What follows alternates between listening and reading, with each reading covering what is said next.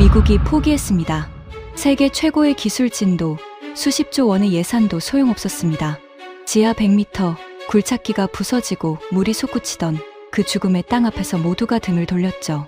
그런데 그 불가능을 단숨에 뚫어버린 나라가 있었습니다. 바로 한국이었습니다. 미국 정부 고위 관료는 처음엔 그들을 비웃었습니다. 휴대폰이나 만드는 나라가 무슨 땅을 파느냐고요. 하지만 그가 한국에서 두 눈으로 본 것은 그의 평생 신념을 송두리째 무너뜨렸습니다. 그의 입에서 새어나온 한마디, 당신들 정말 무서운 사람들이군요. 도대체 한국의 발밑에는 무엇이 있었을까요? 지금부터 그 전말을 공개합니다. 시작하기 전 구독과 좋아요, 그리고 대한민국 파이팅 댓글로 한국을 응원해주세요. 지하 100m, 섭씨 영하의 냉기와 영상 40도의 열기가 같은 터널 안에서 부딪히던 곳. 세계에서 가장 비싼 굴착기가 굉음을 내며 멈춰섰습니다. 강철로 만든 거대한 회전날이 보이지 않는 무언가에 부딪혀 휘어졌고 그 위로 흙이 쏟아졌어요. 프랑스에서 온 현장 책임자는 도면을 바닥에 내던지며 소리쳤습니다. 여긴 인간이 건드릴 땅이 아니야. 신이 막아놓은 곳이라고. 미국 동부 한복판, 수백만 명이 사는 도시의 발밑에서 벌어진 일이었습니다. 전 세계 최고의 건설사들이 차례로 두 손을 들고 짐을 쌌죠. 그때 작업복 차림의 한국 엔지니어 한 사람이 조용히 앞으로 나섰습니다. 저희가 해보겠습니다. 한국은 이 정도 땅을 수백 번 뚫어봤습니다. 그 한마디가 어떤 결과를 불러올지 그 자리에 있던 누구도 몰랐어요. 저조차도요. 무슨 일이 있었는지 지금부터 천천히 말씀드리겠습니다. 저는 리처드 콜먼이라고 합니다. 미국 연방정부에서 국가 핵심 기반 시설의 안전을 책임지는 자리에 있었어요. 쉽게 말하면 나라의 숨통 같은 시설들이 무너지지 않도록 지키는 일이었습니다. 전력망, 통신망, 그리고 땅속 깊은 곳을 지나는 거대한 터널들까지요. 제 사무실 책상 위에는 늘 두꺼운 서류 더미가 쌓여 있었습니다.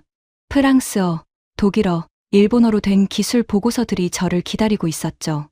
커피는 항상 식어 있었고 점심을 거르는 날이 더 많았어요. 비서가 가져다 준 샌드위치를 한 손에 든 채 도면을 들여다보는 것이 제 일상이었습니다. 저는 군 공병단에서 35년을 보냈습니다. 별을 단 장성으로 예편한 뒤 정부에 합류했죠. 이라크의 사막에서 다리를 놓았고 알래스카의 동토 위에 활주로를 깔았습니다. 땅을 다루는 일이라면 제 손을 거치지 않은 것이 없다고 자부했어요. 제가 승인 도장을 찍지 않으면 미국 안에서 어떤 대형 지하 공사도 시작될 수 없었습니다. 그만큼 제 판단에는 무게가 실렸고 그만큼 제 자부심도 단단했죠. 워싱턴에서는 이런 말이 돌았습니다. 콜먼이 안 된다고 하면 안 되는 거다. 콜먼이 괜찮다고 하면 괜찮은 거다. 저는 그 신뢰에 보답하려고 늘 차갑게 오직 데이터만 보고 판단하려 애썼어요. 어떤 회사가 아무리 로비를 해도 윗선에서 아무리 압력을 넣어도 흔들리지 않았습니다. 기술적으로 문제가 있으면 안 된다고 했고 괜찮으면 괜찮다고 했죠. 그것이 제가 믿는 전문가의 길이었습니다. 솔직하게 털어놓겠습니다. 저는 한국이라는 나라를 잘 몰랐어요. 아니, 알고 싶지도 않았다는 표현이 더 정확하겠네요. 제 머릿속에서 세계 최고의 토목 기술은 언제나 서구의 것이었습니다.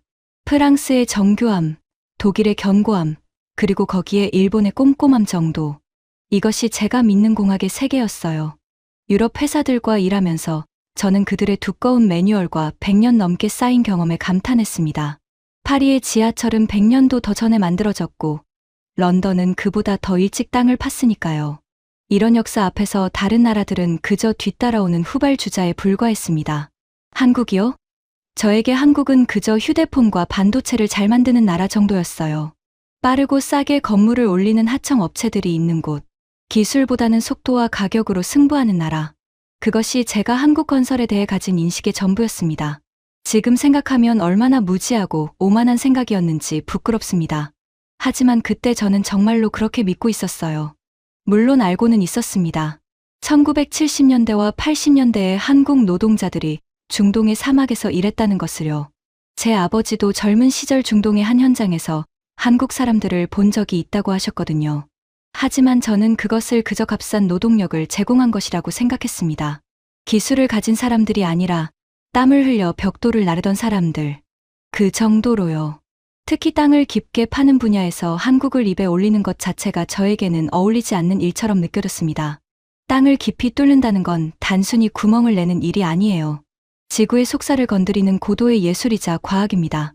지층의 구조를 읽고 바위의 성질을 파악하고 지하수가 어디로 흐르는지 예측해야 하죠.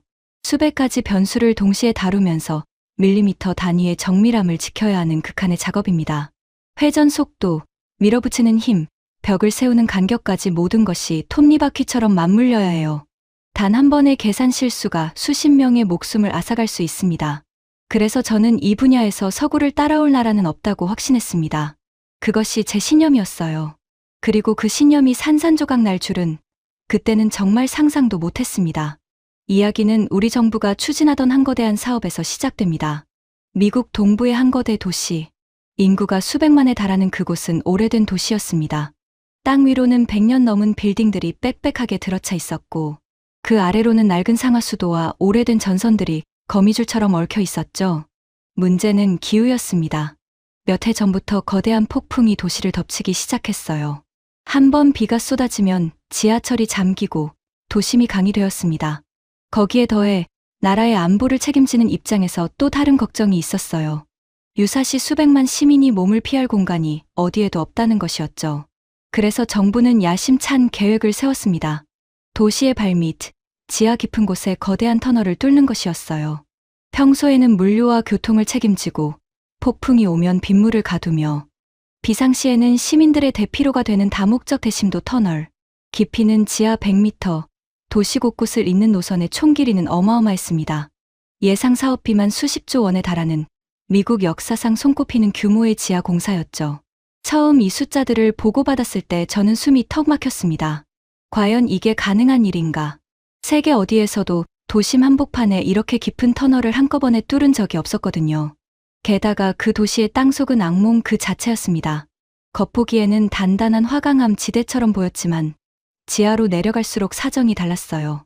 수만 년 전 빙하가 깎아놓은 불규칙한 단층이 곳곳에 숨어 있었고 어떤 구간은 거대한 빈 동굴처럼 텅 비어 있었습니다. 게다가 도시 아래에는 보이지 않는 지하수가 강처럼 흐르고 있었죠. 어떤 곳은 완전히 메말라 있다가 불과 몇 미터 떨어진 곳에서 거대한 물줄기가 흐르는 시기였어요. 마치 땅속에 숨겨진 강이 있는 것 같았습니다. 한마디로 땅을 파는 사람에게는 지옥 같은 조건이 모두 모여 있는 땅이었습니다. 전 세계의 건설 강국들이 이 사업에 몰려들었습니다. 프랑스의 거대 건설사, 독일의 정밀 기술 회사, 이탈리아와 스페인의 토목 건물들, 유럽의 이름난 회사들이 총출동했어요. 거기에 일본의 대형 건설사들도 빠지지 않았습니다. 이 사업을 따내는 것은 단순히 돈의 문제가 아니었어요. 이 터널을 지었다는 이력은 앞으로 수십 년간 최고의 자랑거리가 될 테니까요. 각국 대표단이 도착할 때마다 저는 그들을 직접 맞이했습니다. 프랑스 팀이 도착했을 때 그들의 책임자 마르셀 듀랑은 자신감이 넘쳐 흘렀어요. 그는 제 손을 잡으며 거만하게 웃었습니다. 콜먼 씨, 우리가 파리의 땅속을 어떻게 다뤘는지 아십니까? 이 정도 도시는 식은 죽 먹기예요. 걱정은 넣어두시죠. 독일 팀의 클라우스 베버는 더 노골적이었습니다. 그는 두꺼운 분석 자료를 제 책상에 툭 내려놓으며 말했어요. 우리의 공학적 정밀함은 세계 최고입니다. 여기 모든 데이터가 들어있어요. 숫자가 증명해 줄 겁니다. 다른 나라 회사들은 그저 우리 뒤를 따라오면 되는 겁니다. 일본 팀의 모리히로 씨는 조용했지만 단호했습니다. 그는 정중하게 고개를 숙이며 말했죠. 도쿄의 복잡한 지하를 관리해 본 경험이 있습니다. 저희를 믿어 주십시오. 저는 매일 아침 일찍 출근해 각국 팀의 진행 상황을 점검했습니다. 회의실에 들어서면 각 나라 기술진 사이에 보이지 않는 신경전이 팽팽하게 느껴졌어요. 서로 인사를 나누면서도 눈빛에는 경쟁심이 번득였습니다. 누가 이 거대한 사업에 주도권을 쥘 것인가. 그것은 회사의 자존심이자 나라의 자존심이 걸린 싸움이었죠. 회의 탁자 위에서는 미소를 짓지만 그 아래에서는 서로의 발을 밟고 있는 형국이었습니다. 프랑스 팀이 독일 팀의 방식의 문제를 지적하면 독일 팀은 프랑스 팀의 계획이 비현실적이라고 받아쳤어요. 일본 팀은 둘 다 조용히 지켜보며 기회를 노렸습니다. 그런 분위기 속에서 한국 팀은 유독 눈에 띄었습니다. 좋은 의미로 눈에 띈 게 아니었어요. 다른 나라 기술진들이 고급 호텔에 묵으며 깔끔한 정장 차림으로 회의에 들어오는 동안 한국 사람들은 현장 가건물에서 먹고 잤습니다. 그들은 회의실에 먼지투성이 작업복 차림으로 들어오곤 했어요. 손에는 늘 도면, 뭉치와 측량 장비가 들려 있었습니다. 번쩍이는 양복을 입은 유럽 사람들과는 너무나 대조적인 모습이었죠. 뒤랑이 제 옆에서 비웃듯 속삭였습니다. 저 사람들 좀 보세요. 현장 인부들인가요? 엔지니어들인가요? 회의실을 잘못 찾아온 거 아닙니까? 처음에 저는 그 모습을 보며 속으로 비웃었습니다. 저건 노동자들이지, 엔지니어가 아니야. 저도 제 동료에게 낮은 목소리로 그렇게 말했죠. 한국이라는 나라가 이런 거대한 사업에 끼어든다는 것 자체가 시간 낭비처럼 느껴졌습니다. 사실 입찰 심사 자리에서 한국 팀을 가장 먼저 걸러내자고 주장한 사람 중 하나가 저였어요. 시간 낭비할 필요 없습니다. 저들은 이 사업의 난이도를 전혀 이해하지 못하고 있어요. 제가 그렇게 말하자 다른 위원들도 대부분 고개를 끄덕였습니다. 한국 팀이 처음 가져온 도면을 봤을 때 저는 진심으로 황당했습니다. 그들이 제안한 방식은 제가 알던 상식의 범위를 완전히 벗어난 것이었거든요. 지하 100m까지 수직으로 곧장 내려간 뒤 거기서 옆으로 연결한다는 계획이었습니다. 이건 대학원 시절 교과서에서나 본 이론적인 모델이었어요. 실제로 적용된 사례가 거의 없는 위험천만한 방식이었습니다. 저는 그 도면을 보며 속으로 생각했죠.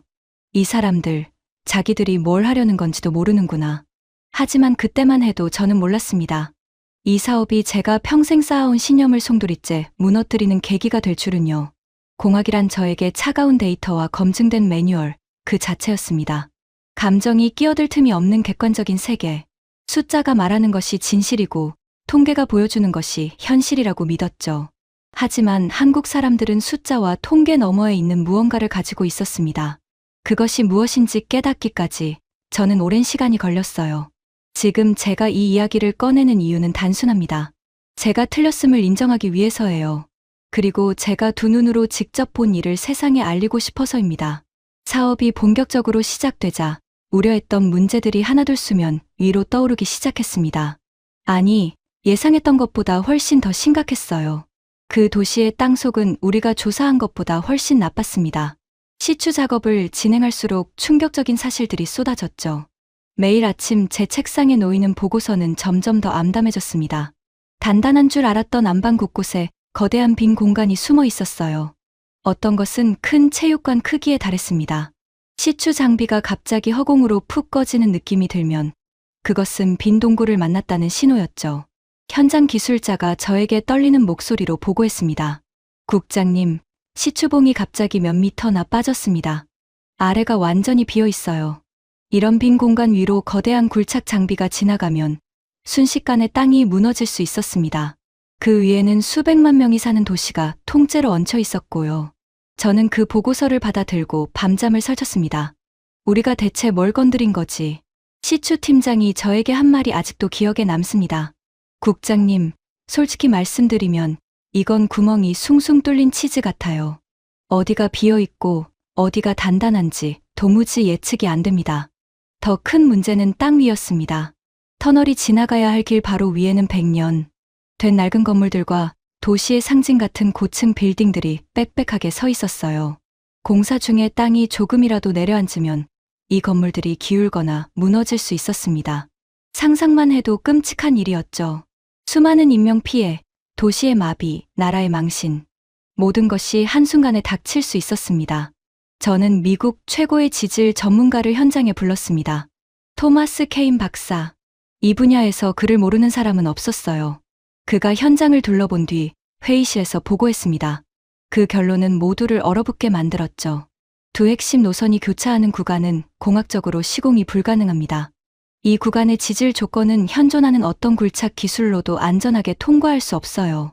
노선을 우회하거나 계획 자체를 다시 검토할 것을 강력히 권고합니다. 회의실에 무거운 침묵이 내려앉았습니다. 저는 그 보고서를 읽으며 등에 식은땀이 흘렀어요. 이 사업이 진짜 실패할 수도 있겠구나 하는 두려움이 처음으로 밀려왔습니다. 불길한 일은 계속되었습니다. 시추 작업 중에 예상하지 못한 지하수층을 건드렸어요. 엄청난 양의 물이 시추공을 통해 솟구쳤습니다. 마치 기름이 터지듯 물기둥이 하늘로 치솟았죠. 인부들이 비명을 지르며 뒤로 물러났고 장비는 물에 젖어 고장났으며 현장은 순식간에 진흙탕이 되었습니다. 인근 건물에서 가느다란 금이 발견되었다는 보고도 들어왔어요. 윗선의 압박은 날이 갈수록 심해졌습니다. 이 사업은 정부의 핵심 과제였고 정해진 일정을 맞추는 것은 절대적인 명령이었어요. 한 고위 인사가 제 사무실을 찾아와 말했습니다. 콜먼 국장, 백악관에서 직접 챙기는 사업이에요. 실패는 용납되지 않습니다. 당신의 경력이 이 사업에 달려 있다는 걸 명심하세요.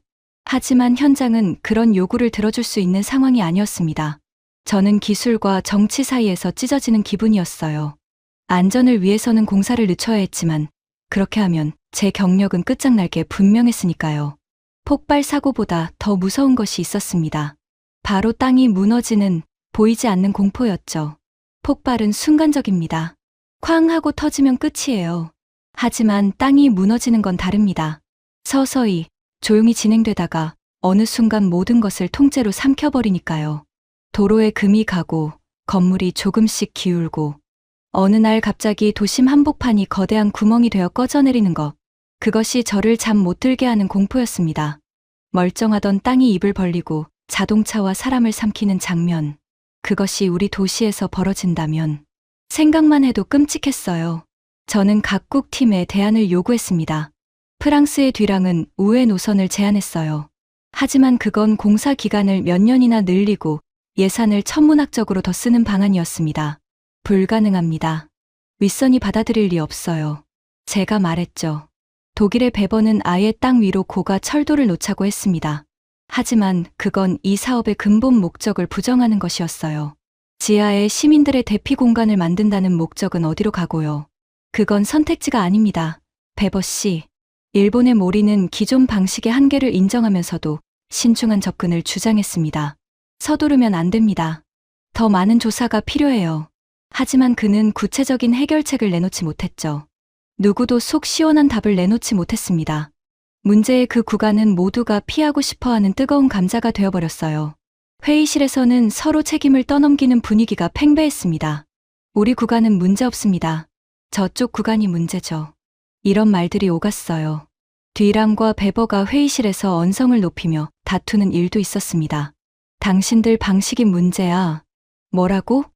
당신들 일정이 비현실적인 거지. 저는 그 모습을 보며 절망감을 느꼈습니다. 세계 최고라는 기술진들이 이 정도밖에 안 되는 건가? 그때 한국 팀은 조용히 자기들 일을 계속하고 있었습니다. 다른 팀들이 회의실에서 책임 공방을 벌이는 동안 한국 사람들은 문제의 구간을 직접 돌아다니며 데이터를 모으고 있었어요. 새벽부터 밤늦게까지 현장에 붙어 있었죠. 저는 그때만 해도 그들이 뭘 하는지 신경 쓰지 않았습니다. 어차피 한국이 해결할 수 있는 문제가 아니라고 생각했거든요. 유럽 최고의 기술진도 못하는 것을 한국이 어떻게 하겠어요. 어느 날 저녁 현장을 둘러보다가 한국 팀의 가건물 앞을 지나게 되었습니다. 안에서 격렬한 토론 소리가 새어나왔어요. 한국말을 알아듣지는 못했지만 그들의 열기만큼은 분명히 느낄 수 있었습니다. 창틈으로 안을 들여다보니 벽면 가득 그 도시의 지하 단면도가 붙어 있었어요. 지층마다 빨간 펜으로 빼곡하게 메모가 적혀 있었습니다. 누군가는 바닥에 무릎을 꿇고 커다란 지도 위를 손가락으로 짚고 있었고 또 누군가는 계산기를 두드리며 숫자를 외치고 있었죠. 저 정도 열정으로 뭘 하겠다는 거지. 저는 고개를 저으며 지나쳤습니다. 그때까지 저는 그들의 진가를 전혀 알아보지 못하고 있었어요. 열정만으로는 단단한 바위를 뚫을 수 없다고 생각했거든요. 그 한국 팀의 책임자가 처음으로 제 앞에 정식으로 나선 것은 케인 박사의 절망적인 보고가 있고 며칠 지나서였습니다. 회의실 문이 열리더니 한 무리의 한국 엔지니어들이 들어왔어요. 작업복 차림에 안전모를 손에 든 채였죠. 그들의 책임자로 보이는 사람이 저에게 다가와 손을 내밀었습니다. 이름은 강민혁이라고 했어요. 다부진 체격에 햇볕에 그을린 얼굴이었습니다. 콜먼 국장님, 저희가 대안을 가지고 왔습니다. 저는 그를 빤히 쳐다봤습니다. 솔직히 그 순간 짜증이 났어요. 유럽 최고의 기술진도 못 푸는 문제를 한국이 뭘 안다고 나서는 건가. 뒤랑은 옆에서 대놓고 비웃는 표정이었습니다. 하지만 상황이 너무 절박했기에 일단 들어보기로 했어요. 뭐라도 시도해봐야 했으니까요. 강민혁이 펼쳐 보인 도면은 제 상식을 다시 한번 뒤엎는 것이었습니다. 그들은 막힌 곳을 정면으로 뚫는 방식을 버리고 완전히 새로운 길을 제안했어요. 지하 100m까지 수직으로 곧장 내려간 뒤 옆으로 연결해서 그 구간을 피해 간다는 계획이었습니다. 제가 처음 입찰 때 비웃었던 바로 그 방식이었죠. 도면에는 복잡한 계산식과 지층 분석이 빼곡히 적혀 있었습니다. 하지만 저는 분노가 치밀어 올랐어요. 주먹이 떨렸습니다. 이게 무슨 농담입니까? 지하 100m 수직 굴착이라니. 이 지질 조건에서 당신들 제정신이요? 제 목소리가 회의실에 쩌렁쩌렁 울렸습니다. 강민혁은 차분하게 대답했어요. 국장님, 저희가 분석한 데이터를 봐주십시오. 현재 막힌 구간의 안반은 옆으로는 연속성이 있지만 수직 방향으로는 약한 단층대가 존재합니다. 그 틈을 이용하면 우회가 가능합니다. 저희가 이틀 동안 추가로 조사했습니다. 하지만 저는 그 말을 끝까지 듣지 않았습니다. 도면을 집어들고 쓰레기통으로 가서 던져버렸어요. 종이가 구겨지며 바닥에 떨어졌습니다. 돌아가시오. 이런 자살 행위 같은 제안은 검토할 가치도 없어. 교과서에 나오는 이론을 진짜로 적용하겠다고? 당신들이 책임질 수 있소? 한국 사람들은 아무 말 없이 떨어진 도면을 주워들고 회의실을 나갔습니다. 뒤랑이 저에게 다가와 어깨를 두드렸어요. 잘하셨습니다, 국장님. 저런 무모한 제안은 무시하는 게 맞습니다. 후발 주자들은 자기 분수를 알아야 하는데 말이죠. 베버도 안경을 고쳤으며 거들었습니다. 한국이 교과서에서만 공학을 배웠나 봅니다. 실제 현장은 교과서와 다르다는 걸 모르는 모양이에요. 그들의 비웃음을 들으며 저도 같은 생각을 했습니다. 한국의 제안은 말도 안 된다고요. 그런데 그때 마지막으로 회의실을 나가던 한 젊은 한국 엔지니어의 눈빛이 제 마음에 묘하게 걸렸습니다. 분노도 아니고 원망도 아닌 어떤 단단한 결의 같은 것이 담겨 있었어요. 그 눈빛이 이상하게 머릿속을 떠나지 않았습니다. 그날 밤, 저는 잠을 이루지 못했어요. 쓰레기통에 처박힌 그 도면이 자꾸 떠올랐거든요. 설마, 아니야. 그럴 리 없어. 저는 고개를 저었습니다. 하지만 마음 한구석에서는 작은 의심이 고개를 들고 있었어요. 어쩌면 내가 너무 성급하게 던져버린 건 아닐까. 그들이 이틀 동안 모았다는 그 데이터에는 정말 아무것도 없었을까. 그때까지만 해도 저는 몰랐습니다. 그 한국 사람들이 앞으로 제 인생에서 가장 큰 충격을 안겨줄 사람들이라는 것을요. 그리고 그 충격이 제가 평생 굳게 믿어온 모든 것을 뿌리째 흔들어 놓으리라는 것을요. 그날 밤 이후로 저는 자꾸만 그 한국팀의 가건물을 떠올렸습니다. 자정이 넘은 시각까지 꺼지지 않던 불빛을요. 며칠 뒤 강민혁이 다시 제 사무실을 찾아왔습니다. 도면을 쓰레기통에 던져버린 지 일주일도 채 되지 않은 때였어요. 보통 사람 같으면 그런 모욕을 당하고 다시 찾아올 엄두를 못 냈을 겁니다. 하지만 그는 달랐어요. 다부진 어깨에 흙먼지를 묻힌 채 손에는 새로운 서류 뭉치를 들고 있었습니다. 국장님, 한 번만 더 봐주십시오. 추가 조사를 끝냈습니다. 이번엔 더 상세한 데이터를 가져왔어요. 저는 한숨을 내쉬었습니다.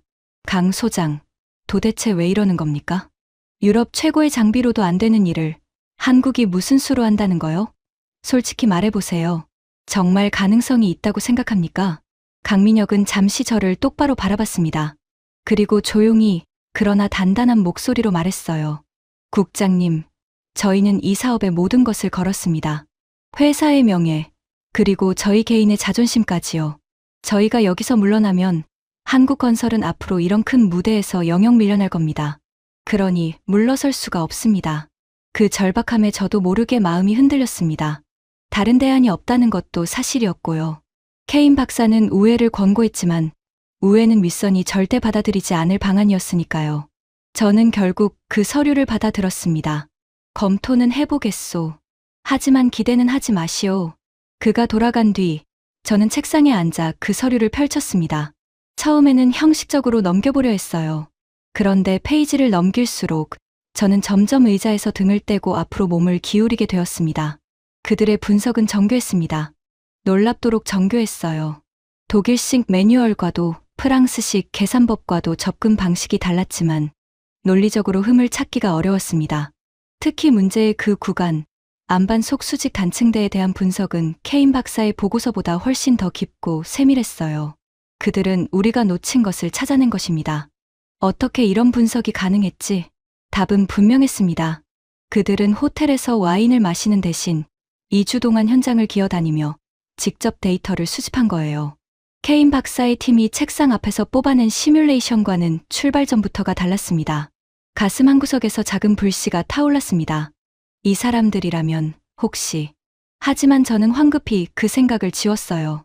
냉정해야 해. 감정에 휘둘리면 안 돼. 데이터와 확률을 봐야 한다. 다음 날, 저는 위원회를 소집했습니다. 그리고 한국팀에게 문제의 구간을 맡기겠다고 발표했어요. 회의실이 술렁였습니다. 뒤랑이 자리에서 벌떡 일어났죠. 국장님, 제정신입니까? 저 후발주자들에게 핵심 구간을 맡긴다고요? 우리가 못한 일을 저들이 한다는 게 말이 됩니까? 베버도 안경 너머로 차갑게 쏘아붙였습니다. 실패하면 책임은 누가 집니까? 한국이 사고를 치면 도시 전체가 위험해집니다. 저는 분명히 반대했다는 걸 기록에 남겨주십시오. 저는 그들의 반발을 잠재우며 말했어요. 조건을 달겠소.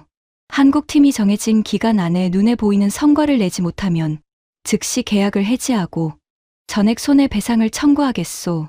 그래도 괜찮겠소. 강 소장. 한국팀에게는 사실상 사형 선고나 다름없는 조건이었습니다.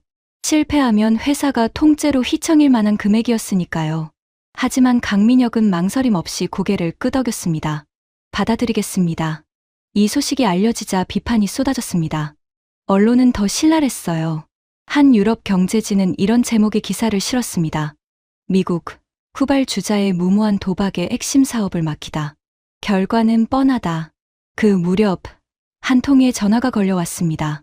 제 군 시절 멘토였던 하워드 라이트 장군이었어요. 저를 공병의 길로 이끌어준 분이었습니다. 그분의 목소리는 차갑고 단호했어요. 리처드, 한국을 믿지 마라. 그들은 서구 기술을 흉내내는 후발주자일 뿐이야. 이런 극한 조건에서 그들이 성공할 확률은 제로에 가깝네. 자네 경력을 거기에 걸지 마. 지금이라도 손을 떼게. 저는 아무 대답도 하지 못했습니다. 멘토의 말이 옳은 것 같았거든요. 하지만 동시에 어떤 의문이 머릿속을 떠나지 않았습니다. 그 한국 사람들의 눈빛은 대체 뭐였지? 그런 확신은 어디서 오는 거지? 며칠 뒤 한국팀의 특수수직 굴착이 시작되었습니다. 지하 100m까지 곧장 내려간 뒤 옆으로 연결한다는 전례 없는 시도였어요. 저는 현장에서 직접 지켜보기로 했습니다. 솔직히 말하면 성공을 기대해서가 아니었어요. 실패하는 순간을 직접 보고 즉시 수습하기 위해서였죠.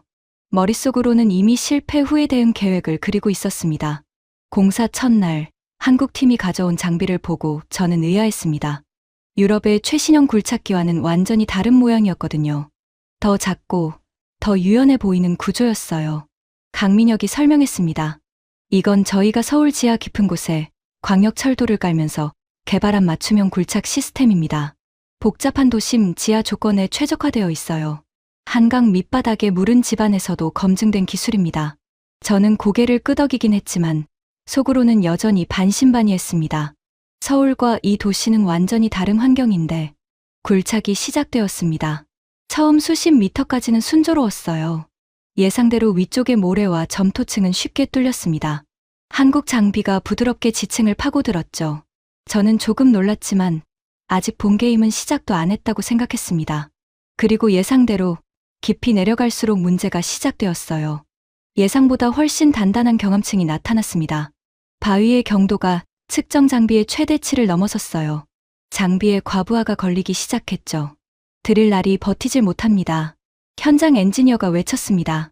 장비에서 금속이 긁히는 귀를 찢는 소리가 났어요. 불꽃이 튀었습니다. 하루가 지났습니다. 진척은 고작 손바닥 너비 정도였어요. 이틀이 지나도 상황은 나아지지 않았죠. 사흘째가 되자 장비 자체에 이상이 생겼습니다. 모터가 과열되어 연기가 피어올랐어요. 현장에 무언가 타는 냄새가 진동했습니다. 소식은 빠르게 퍼졌습니다. 유럽 기술진들이 구경을 하러 왔어요. 그들의 얼굴에는 승리의 미소가 떠올라 있었습니다. 뒤랑이 동료에게 들으라는 듯 큰 소리로 말했어요. 거봐, 내가 뭘 했어. 한국은 아직 멀었다고. 저들의 한계가 딱 여기까지인 거야. 교과서에서 배운 것만으로는 진짜 현장을 이길 수 없지. 베버도 가세했습니다. 안경 너머로 현장을 내려다보며 비아냥거렸죠. 이 도시의 안반은 알프스 화강암급입니다. 우리가 알프스의 터널을 뚫을 때 얼마나 고생했는지 아십니까? 한국이 서울에서 뭘 했는지는 모르겠지만 여기는 서울이 아니에요. 자기들 분수를 몰랐던 거죠. 저는 그들의 조롱을 들으며 복잡한 심정이었습니다. 한편으로는 역시 내 예상이 맞았다는 생각이 들었어요. 하지만 다른 한편으로는 이상하게도 한국팀이 저렇게 무너지는 모습이 불쾌하게 느껴졌습니다. 왜 그런 감정이 드는지 그때는 이해할 수 없었어요. 저는 강민혁을 찾아갔습니다. 그는 지쳐 보였어요. 눈 밑에 짙은 그늘이 드리워져 있었습니다. 며칠째 제대로 잠을 못 잔 게 분명했죠. 저는 최대한 부드럽게 말하려 애썼습니다. 강 소장, 상황이 좋지 않소. 지금이라도 철수를 고려해보는 게 어떻겠소. 위약금 문제는 내가 어떻게든 조율해보겠소. 강민혁은 잠시 눈을 감았습니다. 깊은 숨을 내쉬더니 천천히 입을 열었어요. 국장님, 감사합니다. 하지만 저희는 포기할 수 없습니다. 저희가 여기서 물러나면 그건 한 사업의 실패로 끝나지 않습니다. 1970년대에 맨주먹으로 중동 사막에 나가서 길을 닦고 건물을 올렸던 분들, 그분들의 땀을 저희가 헛되게 만들 수는 없습니다.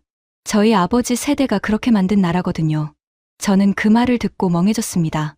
아버지 세대. 그건 단순한 사업 이상의 무언가였어요.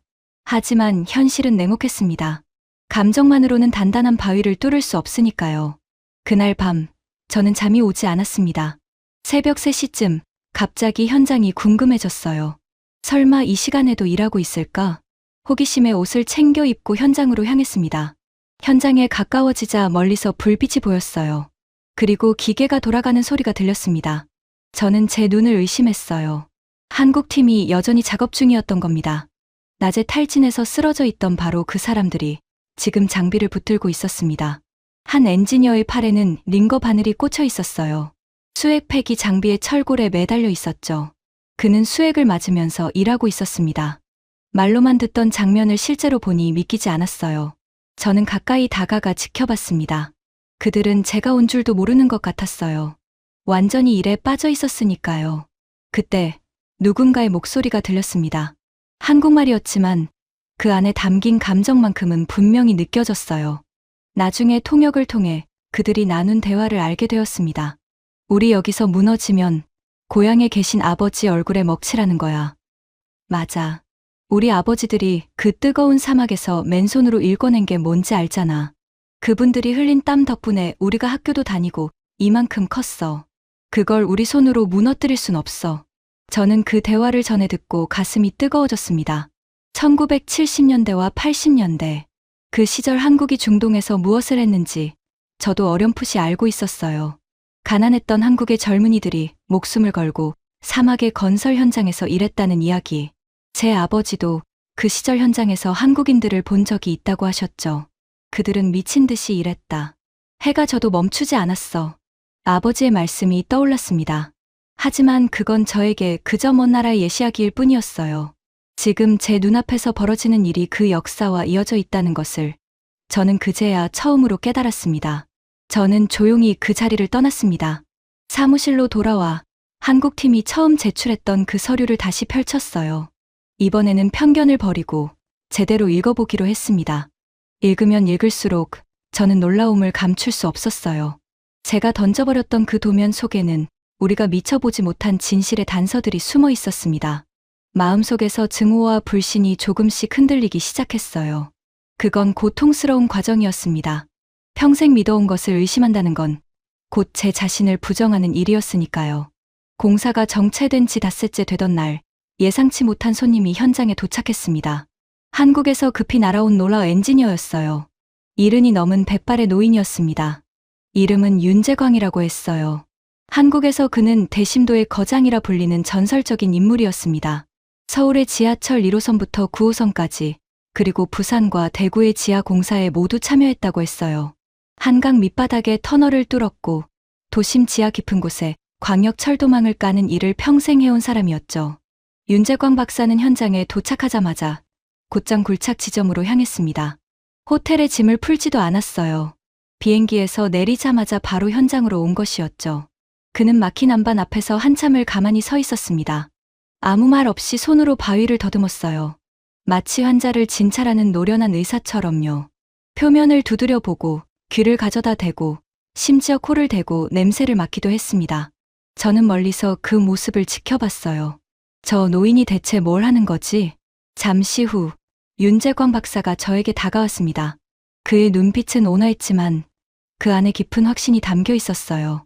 주름진 얼굴에서 세월의 무게가 느껴졌습니다.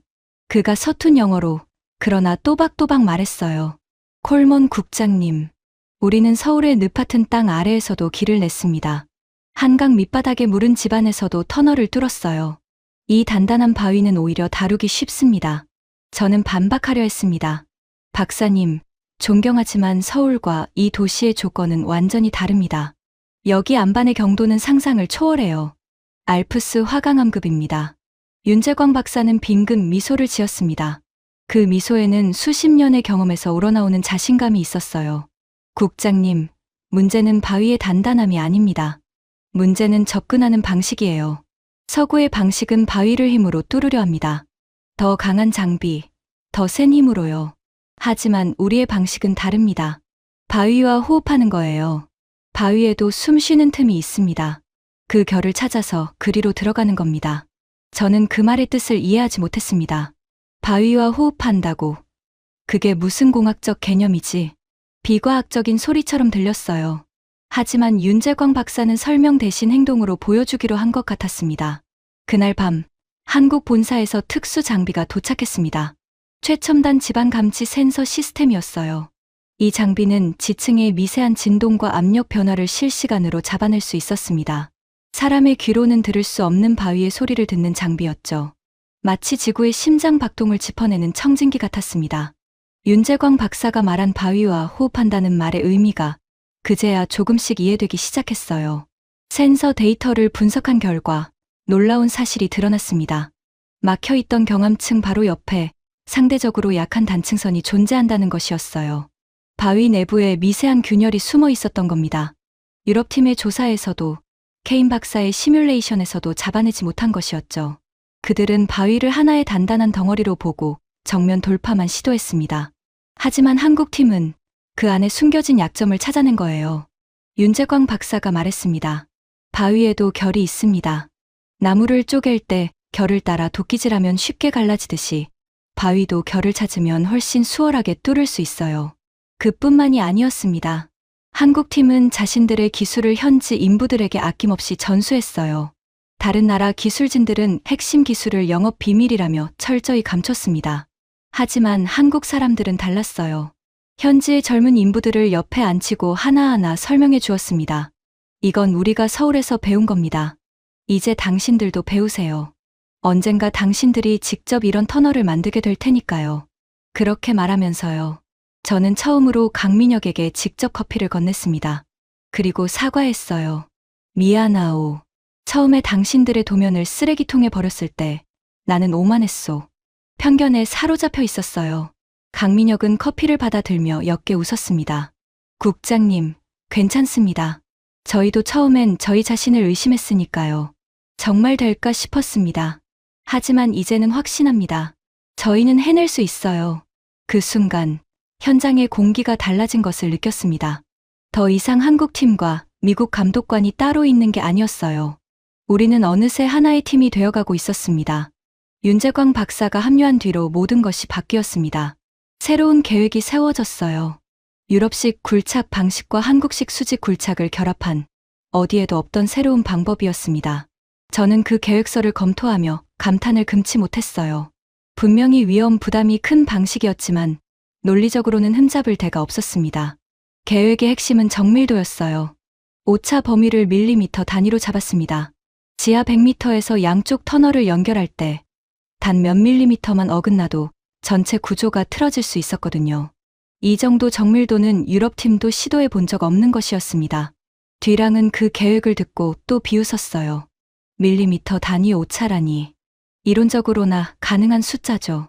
실제 현장에서 그게 되면 내가 손에 장을 지지겠소. 베버도 고개를 저었습니다.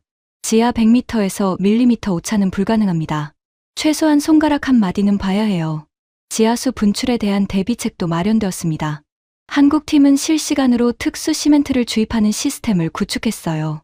지하수가 솟구치는 순간 자동으로 약품을 쏟아부어 물기를 막는 장치였죠. 이건 한국이 바다 밑에 터널을 뚫을 때 개발한 기술이라고 했습니다. 바다 밑에서 쏟아지는 바닷물을 막아냈던 그 기술을요. 안전 기준도 대폭 강화되었습니다. 터널벽의 두께를 당초 계획보다 2배로 늘렸어요. 윤재광 박사의 제안이었습니다. 이 터널은 평소엔 물류와 교통에 쓰이겠지만 유사시엔 시민들의 대피소가 됩니다. 그러니 단순한 통로가 아니라 사람을 지키는 방패라고 생각하고 만들어야 해요. 그 말을 듣고 현지 관계자들은 깊이 감동했습니다. 단순히 계약 조건을 채우는 게 아니라 이 도시 시민들의 안전까지 생각하는 마음에요. 저도 놀랐습니다. 돈을 더 받는 것도 아닌데 왜 저렇게까지 하는 걸까?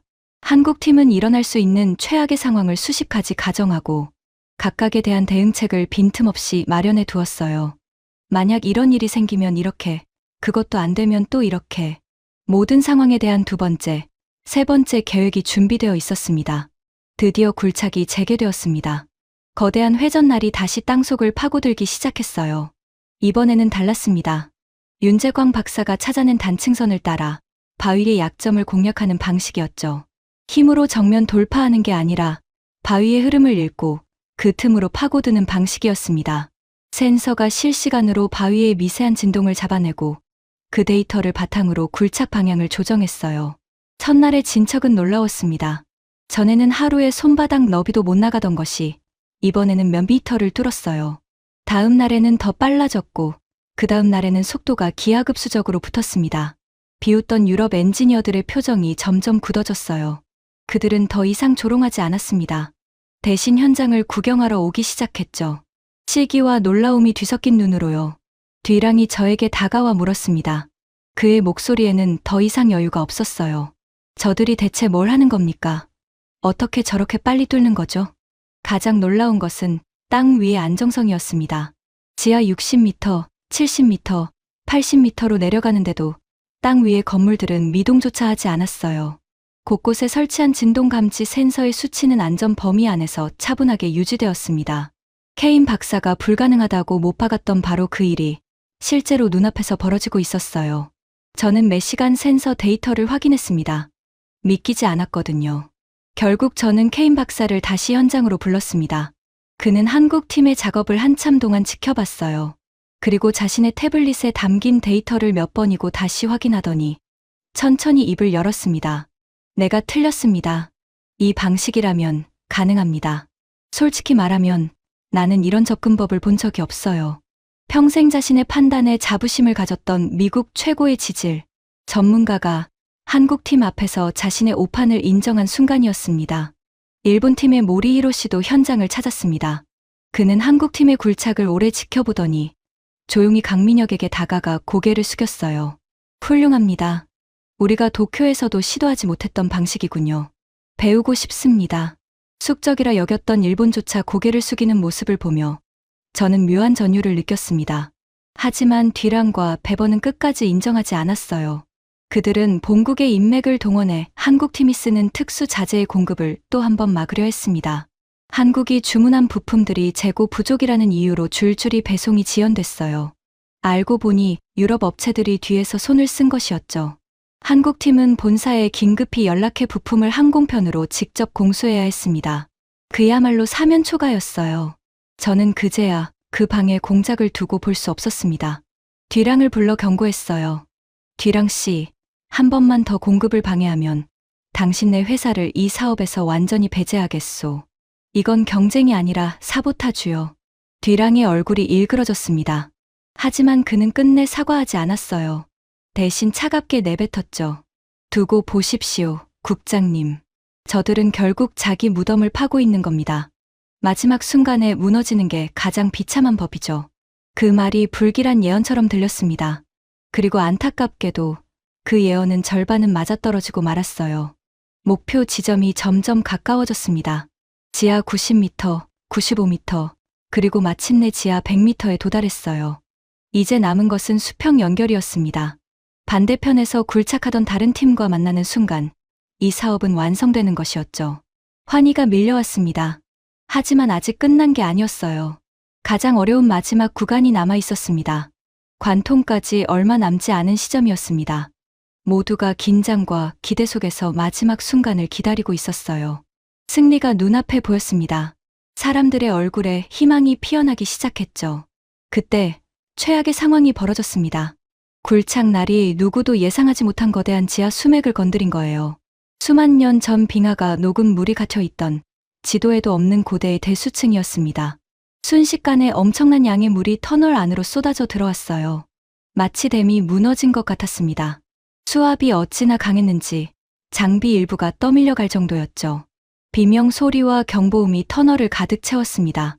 붉은 경고등이 미친 듯이 깜빡였어요. 긴급 대피, 전원 터널 밖으로. 저는 심장이 얼어붙는 것을 느꼈습니다. 모든 것이 물거품이 되는 순간이었어요. 지금까지의 노력이, 희생이, 땀과 눈물이 모두 물속에 잠기고 있었습니다. 터널 안에 있던 엔지니어들이 필사적으로 빠져나왔어요. 물은 계속 차올랐고 자칫하면 터널 전체가 침수될 상황이었죠. 소식은 즉시 퍼졌습니다. 경쟁사들이 발 빠르게 움직였어요. 뒤랑은 곧장 윗선에 연락해 압박을 넣었습니다. 즉시 공사를 중단하고 터널을 메워야 합니다. 더 진행하면 도시 전체가 위험합니다. 제가 경고하지 않았습니까? 한국은 이 사업을 감당할 능력이 없어요. 그들은 한국의 실패를 확인하고 싶어 했습니다. 자신들의 판단이 옳았다는 걸 증명하고 싶어 했죠. 설상가상으로 땅 위에 서는 것엔 폭풍우가 몰아치기 시작했습니다. 보급 차량의 이동이 어려워졌어요.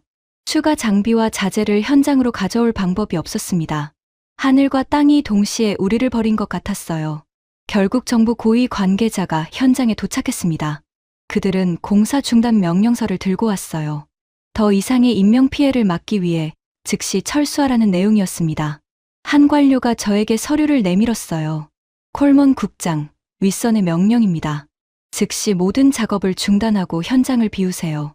저는 그 명령서를 손에 들고 한참을 서 있었습니다. 이게 끝인가? 여기까지인가? 귓속에서 윙윙거리는 이명이 들렸어요. 눈앞이 캄캄해지는 것 같았습니다. 저도 모르게 중얼거렸어요. 결국 여기서 무너지는 건가? 그때 강민혁이 저에게 다가왔습니다.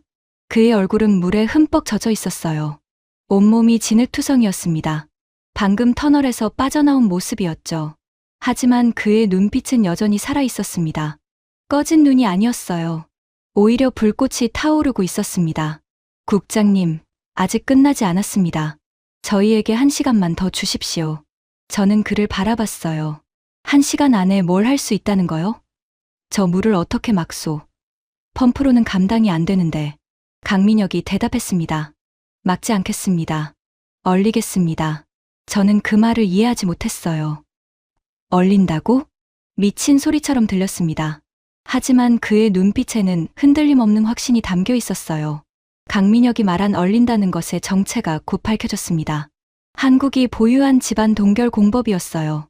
초저온 물질을 이용해 지하수가 솟구치는 지점의 땅 자체를 급속히 얼려버리는 기술이었습니다. 물이 얼면 더 이상 흐르지 않으니까요. 단순하지만 천재적인 발상이었죠. 한국이 무른 집안과 지하수가 많은 도심 공사에서 갈고 닦은 기술이라고 했습니다. 윤재광 박사가 직접 진두지휘에 나섰습니다. 70이 넘은 노인이 젊은이들과 함께 물이 쏟아지는 터널 안으로 들어갔어요. 저는 말리려 했습니다. 박사님, 위험합니다. 젊은 사람들에게 맡기세요. 하지만 윤재광 박사는 고개를 저었어요. 이 기술은 내가 제일 잘합니다. 내가 직접 해야 해요. 여기서 물러나면 평생 후회할 겁니다. 초저온 물질이 담긴 거대한 은색 탱크가 터널 입구에 설치되었습니다. 탱크에서는 하얀 연기가 끊임없이 피어올랐어요. 맨손으로 만지면 피부가 즉시 얼어붙을 만큼 위험한 물질이었죠. 한국 엔지니어들이 특수 방한복을 입고 장비를 점검했습니다. 그들의 움직임은 빠르고 정확했어요. 마치 오래전부터 이 순간을 준비해 온 사람들 같았습니다. 작업이 시작되었습니다. 초저온 물질이 파이프를 통해 지하수가 솟구치는 지점으로 주입되었어요. 엄청난 소리가 났습니다. 칙하는 소리와 함께 하얀 증기가 터널 전체를 가득 채웠어요. 앞이 보이지 않는 상황에서 한국팀은 오직 센서 데이터와 자신들의 경험에 의지해 작업을 이어갔습니다. 저는 터널 입구에서 초조하게 기다렸어요. 심장이 미친 듯이 뛰었습니다. 손에 땀이 흥건했어요. 무전기에서 간간히 한국말 교신이 들렸지만 무슨 말인지 알아들을 수 없었죠. 가끔 숫자가 들렸습니다. 온도가 계속 떨어지고 있다는 신호였어요. 30분이 지났습니다. 여전히 작업은 진행 중이었어요. 터널 안에서 무슨 일이 벌어지는지 밖에서는 알 수 없었습니다. 정부 관계자가 다시 다가왔어요. 국장님, 시간이 없습니다. 명령을 집행해야 합니다. 저는 손을 들어 그를 막았습니다. 조금만 더 기다려 주십시오. 제발. 그렇게 또 10여 분이 흘렀을 때 터널 안에서 환호성이 터져 나왔습니다. 한국말로 무언가를 외치는 소리였어요. 무전기에서 강민혁의 목소리가 터졌습니다. 성공입니다. 지하수가 완전히 얼었습니다. 물이 멈췄어요. 저는 무릎에 힘이 풀리는 것을 느꼈습니다. 주저앉을 뻔했어요. 옆에 있던 사람이 저를 붙잡았습니다. 눈가가 뜨거워지는 것을 느꼈어요. 눈물인지 땀인지 모를 무언가가 뺨을 타고 흘러내렸습니다. 터널 안에서 엔지니어들이 하나둘 걸어 나왔어요. 모두 지쳐 있었지만 얼굴에는 승리의 미소가 떠올라 있었습니다. 윤재광 박사가 마지막으로 나왔어요. 그의 방한복은 하얀 얼음 결정으로 뒤덮여 있었습니다. 마치 눈사람 같았어요. 하지만 그의 눈은 형형하게 빛나고 있었죠. 저는 그에게 달려가 손을 잡았습니다. 박사님, 해내셨습니다. 정말 해내셨어요. 윤재광 박사는 피곤한 미소를 지으며 말했어요. 아직 끝나지 않았습니다. 관통까지 조금 더 남았어요. 지금부터가 진짜입니다. 얼어붙은 지하수층은 거대한 얼음벽처럼 단단하게 서 있었습니다. 그 벽을 뚫고 나가야 했어요. 하지만 이제 물은 더 이상 문제가 아니었습니다. 얼어붙은 지층은 오히려 굴착하기에 더 안정적이었으니까요. 젖은 모래보다 얼음이 훨씬 다루기 쉬웠던 겁니다. 작업이 재개되었습니다. 이번에는 속도가 더 빨랐어요. 남은 거리를 향해 굴착기가 전진했습니다. 반대편에서 굴착하던 팀과의 교신도 시작되었어요. 반대편 굴착 소리가 들립니다. 두 팀이 서로를 향해 다가가고 있었습니다. 마지막 구간, 모든 사람이 숨을 죽였어요. 굴착기의 회전 소리만이 터널을 가득 채웠습니다. 거리가 점점 줄어들었어요. 심장이 터질 것 같았습니다. 그리고 마침내 벽이 무너졌습니다. 반대편에서 빛이 쏟아져 들어왔어요. 반대편 터널의 조명이었습니다. 하지만 저에게는 그것이 한 줄기 햇살처럼 눈부셨어요. 터널이 관통된 순간이었습니다. 양쪽 터널에서 환호성이 터져 나왔어요. 한국 사람들, 미국 사람들, 그리고 현장에 있던 모든 국적의 사람들이 서로 얼싸안고 기뻐했습니다. 언어의 장벽은 존재하지 않았어요. 기쁨은 만국 공통어였으니까요.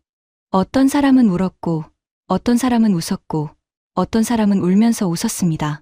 저도 그중 하나였어요. 저는 관통 지점으로 걸어갔습니다. 양쪽에서 뚫린 터널이 완벽하게 맞물려 있었어요. 오차는 밀리미터 단위에 불과했습니다. 믿을 수 없는 정밀도였죠. 뒤랑이 입을 다물지 못했어요. 이건 불가능해. 어떻게 지하 100m에서 이런 오차로 맞춘다는 거지? 베버도 측정 장비를 들고 벽면을 거듭 확인하며 연신 고개를 저었습니다. 믿을 수가 없군. 정말 믿을 수가 없어.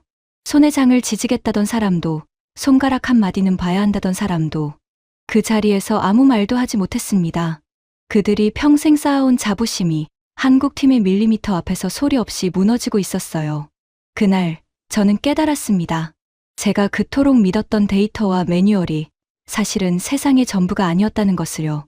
숫자 너머에는 포기하지 않는 사람의 의지라는 또 다른 진실이 있었습니다. 그리고 그 진실을 저에게 가르쳐 준 것은 제가 평생 무시해온 바로 그 나라 사람들이었어요. 관통이 성공한 뒤 세상이 달라졌습니다. 불과 며칠 전까지 한국의 실패를 점치던 언론들이 이제는 앞다투어 한국의 기적을 보도하기 시작했어요. 한 주요 통신사는 이런 제목을 뽑았습니다. 불가능을 가능으로. 미국 지하 100m, 한국이 새 역사를 쓰다. 각국에서 문의가 쏟아졌습니다. 중동의 한 산유국은 자국의 대형 지하 사업에 한국 기술을 도입하고 싶다고 연락해 왔어요. 동남아시아 여러 나라가 도시 지하철 건설에 한국 컨소시엄을 찾았습니다.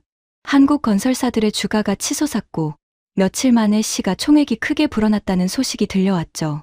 반면 뒤랑과 베버의 회사는 이 사업에서 사실상 하청으로 밀려났습니다. 불과 몇 달 전까지 한국을 후발주자라며 비웃던 그들이 이제는 한국팀의 지시를 받아 부수 공정을 맡는 처지가 된 거예요. 뒤랑은 마지막 회의에서 끝내 저와 눈을 마주치지 못했습니다. 저는 개인적으로도 큰 변화를 겪었습니다. 한국 정부와 건설업계에서 저를 초청했어요. 한국과 미국의 지하 인프라 기술을 교류하는 자리를 마련하고 싶다고요. 저는 기꺼이 응했습니다. 솔직히 말하면 호기심도 컸어요. 그 작은 나라가 대체 어떤 기술을 가지고 있길래 우리가 두 손 든 일을 그렇게 해낸 것인지 두 눈으로 확인하고 싶었거든요. 한국에 도착한 첫날, 저는 첫 번째 충격을 받았습니다. 인천의 공항은 제가 본 어떤 공항보다 깨끗하고 효율적이었어요. 입국장을 빠져나오는데 걸린 시간은 고작 10여 분. 그리고 시내로 들어가는 길에 저는 두 번째 충격을 받았습니다. 강민혁이 저를 어떤 역으로 데려갔어요. 평범한 도심의 한 건물이었습니다. 그런데 그가 안내한 엘리베이터는 아래로 끝없이 내려갔어요. 여기가 어디까지 내려가는 겁니까? 제가 묻자 강민혁이 빙긋 웃었습니다. 지하 50m입니다. 국장님. 수도권을 가로지르는 광역급 행철도예요. 이런 노선이 지금 여러 갈래 깔려 있고 계속 늘어나고 있습니다. 엘리베이터 문이 열리자 거대한 지하 승강장이 눈앞에 펼쳐졌습니다. 지하 깊은 곳이라고는 믿기지 않을 만큼 환하고 쾌적했어요. 잠시 후 열차가 미끄러지듯 들어왔습니다. 그리고 그 열차는 도심의 발밑을 시속 100km가 넘는 속도로 가로질렀어요. 지하 깊은 곳에서요. 저는 할 말을 잃었습니다. 이게 이미 운행 중이라고요? 네. 수백만 명이 매일 이 지하 깊은 곳을 타고 출퇴근합니다.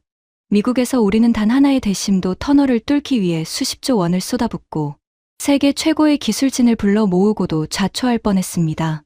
그런데 한국은 이런 수준의 대심도 터널을 이미 도시 곳곳에 깔아놓고 그것을 일상으로 쓰고 있었던 거예요. 다음 날 강민혁은 저를 또 다른 곳으로 데려갔습니다. 도심 지하에 숨어있는 거대한 빗물 터널이었어요. 폭우가 쏟아지면 도시가 잠기지 않도록 빗물을 통째로 받아내 강으로 흘려보내는 시설이었습니다. 그 규모는 입이 떡 벌어질 정도였어요. 거대한 콘크리트 동굴이 끝없이 이어져 있었습니다. 우리가 폭풍 때문에 그 사업을 시작한 거 아닙니까? 제가 떨리는 목소리로 물었습니다. 네. 한국은 이미 오래전부터 이런 시설을 만들어 왔습니다. 도심 침수를 막기 위해서요. 저는 그 거대한 지하 공간 한복판에 서서 한참 동안 아무 말도 하지 못했어요. 우리가 이제 막 첫발을 뗀 일을 한국은 이미 수십 년째 해오고 있었던 겁니다. 그리고 마지막 날 윤재광 박사가 저를 한강 밑으로 안내했습니다. 강 아래를 가로지르는 터널이었어요. 머리 위로 강물이 흐르고 그 위로 배가 지나다니는데 우리는 그 아래 터널을 지나고 있었습니다. 윤재광 박사가 조용히 말했어요. 국장님, 한국은 좁은 나라입니다. 산이 많고 평지가 적어요. 그래서 우리는 위로 올라가는 대신 아래로 파고들었습니다. 한강 밑으로, 산 밑으로, 도시의 발밑으로요. 살아남기 위해서였어요. 그러다 보니 어느새 세계 누구도 따라올 수 없는 기술이 쌓였습니다. 저는 그 말을 들으며 온몸에 소름이 돋았습니다. 한국은 자랑하려고 이걸 만든 게 아니었어요. 그저 살기 위해, 좁은 땅에서 더 많은 사람이 안전하게 살기 위해 묵묵히 땅을 파내려간 것이었습니다. 그리고 그 절박함이 세계 최고의 기술이 된 거예요. 그날 저녁 한 한국 관계자가 지나가듯 한 말이 제 가슴에 박혔습니다. 이 지하 시설들은 평소엔 교통과 방제에 쓰이지만 유사시엔 수백만 시민이 몸을 피하는 대피 공간이 됩니다. 한국은 늘 위협 속에서 살아왔으니까요. 우리는 이미 나라 곳곳에 발밑에 안전망을 깔아둔 셈입니다. 저는 그 말을 듣고 등골이 서늘해졌습니다. 우리 미국이 이제 막 유사시 시민 대피를 명분으로 단 하나의 터널을 뚫느라 그 고생을 했는데 한국은 이미 그것을 전국 단위로 일상 속에 녹여두었던 거예요. 그제야 저는 제가 본 썸네일 같은 풍경의 진짜 의미를 이해했습니다. 거대한 굴착기를 지하 깊은 갱구로 내리던 그 장면. 제 눈에는 무모한 도박처럼 보였던 그것이 한국에서는 그저 또 하나의 평범한 현장이었던 겁니다. 저는 강민혁에게 물었어요. 목소리가 조금 떨렸습니다. 강 소장, 솔직히 말해주시오. 한국에는 이런 지하 시설이 대체 얼마나 깔려 있는 거요? 강민혁은 잠시 생각하더니 대답했습니다. 국장님, 다 합치면 수백 킬로미터가 넘습니다. 그리고 지금 이 순간에도 늘어나고 있어요. 저는 헛웃음이 나왔습니다. 두려움 섞인 헛웃음이었어요. 우리가 불가능하다며 포기할 뻔했던 일을 한국은 이미 전국에 다 깔아놓고 있었던 겁니다. 그 순간 제 입에서 저도 모르게 한마디가 새어나왔어요. 당신들 정말 무서운 사람들이군요. 대체 어떻게 이걸 다 해낸 거요? 윤재광 박사가 제 어깨를 토닥이며 웃었습니다. 무서운 게 아닙니다, 국장님. 절박했던 거예요. 우리는 가진 게 사람밖에 없었습니다. 그래서 그 사람들이 포기하지 않고 끝까지 파고들었던 겁니다. 저는 그제야 모든 것이 이해되었습니다. 1970년대 한국의 가난한 젊은이들이 중동의 사막으로 떠났습니다. 그들은 뜨거운 태양 아래 맨주먹으로 도로를 닦고 건물을 올렸어요. 제가 단순 노동력이라 무시했던 바로 그 사람들이요. 그들이 흘린 땀이 가난한 나라를 일으켰고 그들의 아들과 손자가 그 위에서 공부했습니다.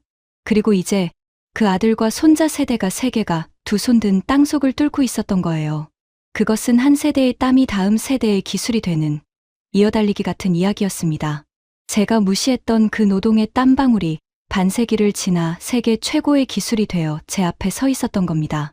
한국을 떠나기 전 강민혁이 저에게 작은 선물을 건넸습니다. 낡은 손전등이었어요. 이건 제 아버지가 쓰시던 겁니다. 아버지도 1970년대에 중동의 사막에서 일하셨어요. 밤에도 일하셔야 했으니까요. 돌아가시기 전에 저에게 이걸 주시며 말씀하셨습니다. 어디서 일하든 어둠 속에서도 길을 비추는 사람이 되어라라고요. 이제 이걸 국장님께 드리고 싶습니다. 저는 그 손전등을 받아 들고 한참 동안 말을 잇지 못했습니다. 세대를 넘어 전해지는 그 마음을요. 아버지에서 아들로, 그리고 이제 한국인에게서 미국인에게로. 저는 지금도 그 손전등을 제 책상 위에 두고 있습니다. 힘들 때마다 그것을 바라보면 이상하게 힘이 나거든요. 미국으로 돌아온 저는 완전히 다른 사람이 되어 있었습니다. 예전에 저는 데이터와 통계만 믿는 차가운 사람이었어요. 서구의 기술이 최고라 확신했고 그 밖의 것들은 그저 흉내에 불과하다고 무시했습니다. 특히 한국 같은 나라의 기술은 우리를 베낀 수준이라고 여겼죠. 지금 생각하면 얼마나 오만한 생각이었는지 부끄러울 따름입니다. 한국 사람들은 저에게 겸손을 가르쳐 주었어요. 그들은 자기 기술을 자랑하지 않았습니다. 대신 행동으로 보여줬어요. 말보다 결과로 증명했죠. 떠들어대는 것이 아니라 묵묵히 해내는 것. 그것이 진정한 자신감이라는 것을 저는 이른이 다 된 나이에야 깨달았습니다. 저는 요즘 젊은 엔지니어들 앞에서 강연을 합니다. 제 강연의 주제는 늘 같아요. 편견을 버려라. 그리고 배움의 마음을 열어라. 저는 학생들에게 한국 팀의 이야기를 들려줍니다. 링거를 맞으며 밤새 일하던 젊은이들. 쓰레기통에 버려졌다가 다시 주워든 도면. 이른이 넘은 나이에 얼음 터널 속으로 걸어 들어간 놀라운 엔지니어. 그 이야기를 할 때마다 학생들의 눈이 반짝입니다. 언젠가 제 손녀가 물었어요. 7살짜리 아이였습니다. 할아버지가 제일 존경하는 사람은 누구예요? 저는 잠시 생각하다 대답했습니다. 한국이라는 나라에서 온 사람들이란다. 그들은 할아버지에게 아주 중요한 것을 가르쳐 줬어. 포기하지 않으면 불가능도 가능해진다는 것을. 그리고 진짜 강한 사람은 자기가 틀렸다는 걸 인정하고 다시 배우는 사람이라는 것을 말이야. 손녀는 고개를 갸웃하며 물었어요. 한국이 어디예요? 저는 지구본을 가져와 아이에게 보여줬습니다. 아시아 대륙의 동쪽 끝, 작은 반도를 가리켰어요. 여기란다. 작은 나라지만 누구보다 큰 꿈을 가진 사람들이 사는 곳이야. 언젠가 너도 가보렴. 손녀는 신기한 듯 지구본을 빙글빙글 돌렸습니다. 저는 그 모습을 보며 미소 지었어요. 다음 세대는 저처럼 늦게 깨닫지 말고 처음부터 열린 마음으로 세상을 보기를 바라면서요. 저는 지금도 가끔 우리가 함께 뚫은 그 터널을 떠올립니다. 지하 100m, 얼음으로 막아 세운 그 물길, 밀리미터 단위로 정확히 맞물린 두 터널을요. 그 벽 뒤에는 아무도 모르는 한국인들의 땀과 눈물이 스며 있습니다. 하지만 괜찮아요. 그곳을 지나는 사람들이 안전하게 오갈 수 있다면 그것으로 충분하니까요. 제가 평생 믿어온 세계는 서구가 중심이고 다른 나라들은 그 뒤를 따라오는 곳이었습니다. 하지만 이제 저는 압니다. 세상의 진짜 중심은 포기하지 않고 끝까지 파고드는 사람들이 있는 곳이라는 것을요. 그리고 그런 사람들이 지금 이 순간에도 한국이라는 작은 나라의 발밑을 묵묵히 뚫고 있다는 것을요. 대한민국 시청자 여러분, 여러분은 정말 대단한 나라에 살고 계십니다. 가진 것이 사람밖에 없던 시절, 맨주먹으로 사막에 나가 길을 닦았던 그 아버지 세대. 그분들의 땀이 오늘의 기술이 되었습니다. 세계가 안 된다고 할 때 해보겠습니다라고 말하는 나라. 불가능 앞에서 물러서지 않고 끝내 길을 만들어내는 나라. 그것이 대한민국입니다. 오늘 이 이야기가 여러분께 작은 힘이 되었으면 좋겠습니다. 지치고 힘들 때, 포기하고 싶을 때, 지하 100m에서 링거를 맞으며 바위를 뚫던 그 사람들을 떠올려 주세요. 그들이 해냈다면 우리도 할 수 있습니다. 지금까지 미국 정부 고위 관료 리처드 콜먼이 지하 100m 죽음의 땅에서 직접 겪은 이야기였습니다. 세계가 안 된다고 할 때 해보겠다고 말하는 나라. 그 작은 나라의 위대한 사람들이 바로 우리 대한민국입니다. 이 자랑스러운 이야기가 마음에 닿으셨다면 가족과 이웃에게 널리 공유해 주세요. 우리가 우리를 자랑스러워하는 작은 마음이 큰 힘이 됩니다. 구독과 좋아요도 부탁드립니다. 지금까지 감동 새벽이었습니다. 감사합니다.